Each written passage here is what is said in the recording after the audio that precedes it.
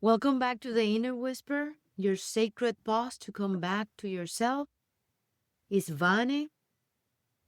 Thank you for being here again, for returning, for offering yourself this moment. In the previous Whisper, we spoke about small rituals, about gentle gestures that don't come to change your life, but to bring you back to yourself. Today, I want to stay right there and talk about something that often appears next, even if we don't notice it right away: trust.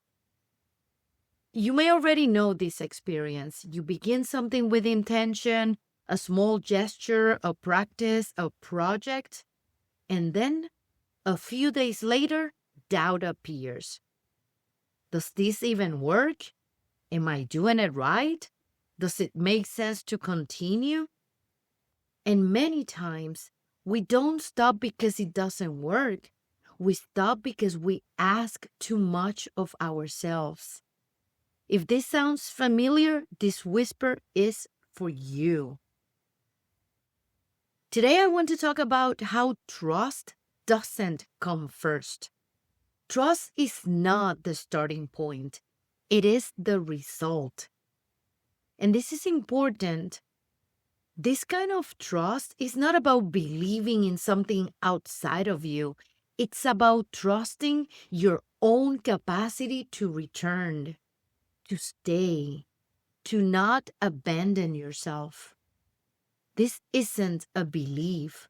It's a bodily memory built through repetition.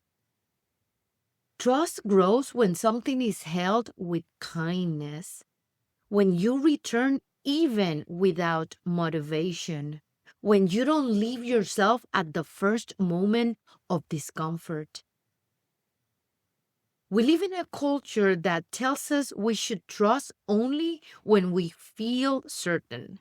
Certain it will work, certain it's worth it, certain we won't fail. But the body doesn't work that way. The body learns through repetition, through direct experience, through small gestures repeated without violence. Each time you return to something simple, a breath, a pause, a small action, your system learns something very deep. I can rely on myself. Not because you're perfect, but because you come back. This is embodied trust, not an idea, but a felt sense of safety. Trust isn't built through big promises. It's built through steady presence. And here's a common misunderstanding. We think failure breaks the ritual, but what actually breaks it is never returning. I want to share 3 paths to sustain a ritual without turning it into pressure. Not to do it better, but to stay with yourself. First path, repeat the same practice. Choose one small concrete gesture. It could be sitting in silence for 5 minutes when you wake up, tidying a space in your home, taking a short daily walk, or beginning a project in the smallest possible way. Don't change it, don't improve it, don't make it bigger. Repetition creates safety. Constant variation creates uncertainty.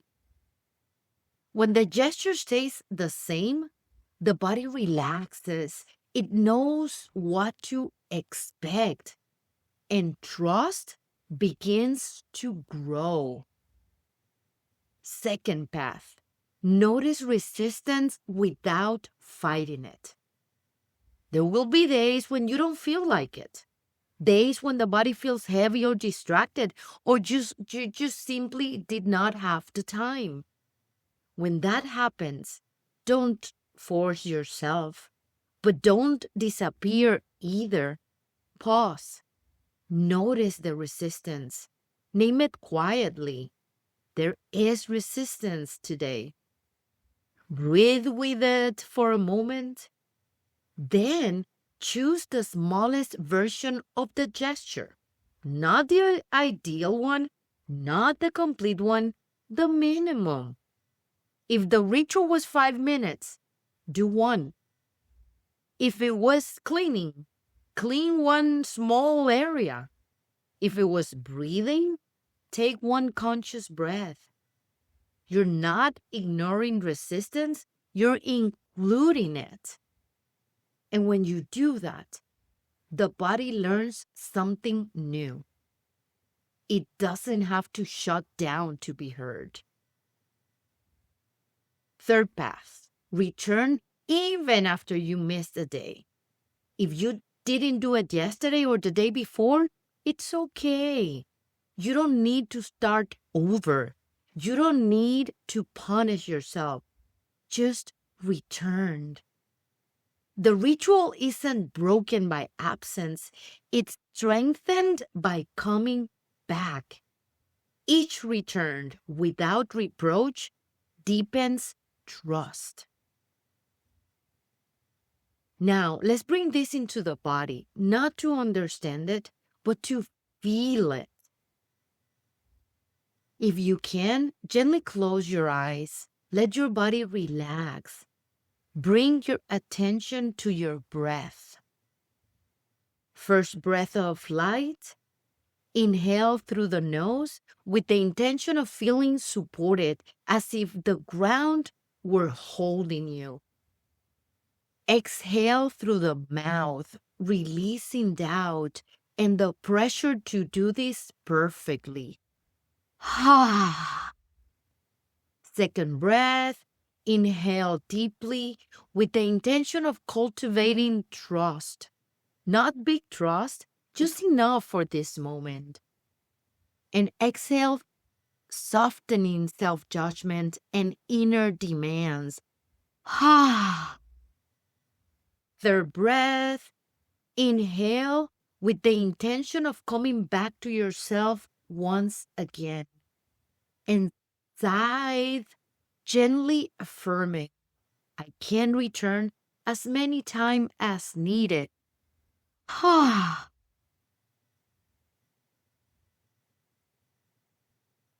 Let your breath return to its natural rhythm.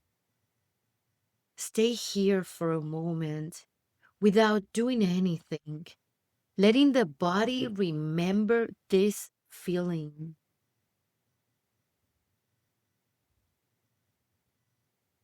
Maybe trust doesn't arrive all at once. Maybe it doesn't come when everything feels clear or strong.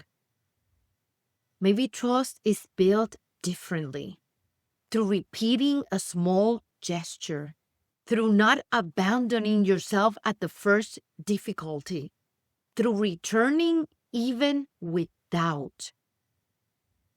Repetition doesn't ask for perfection. It offers familiarity. And in that familiarity, the body begins to relax. There's a teaching from Pema Chodron that I return to often. She reminds us that the path doesn't begin when we are ready. It begins when we are present. She says, start where you are. Because trust isn't built from an ideal version of yourself, but from the place you are actually standing right now. And to keep this close, I will leave you with this mantra so you can return to during the day, especially when resistance shows up. I start where I am, one day at a time. Consistency strengthens trust.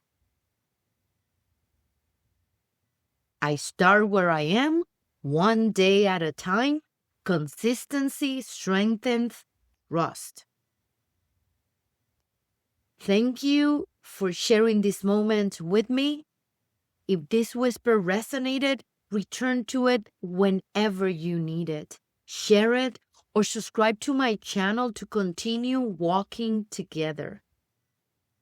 Until next time, love deeply, shine brightly, and embrace your journey. Ciao.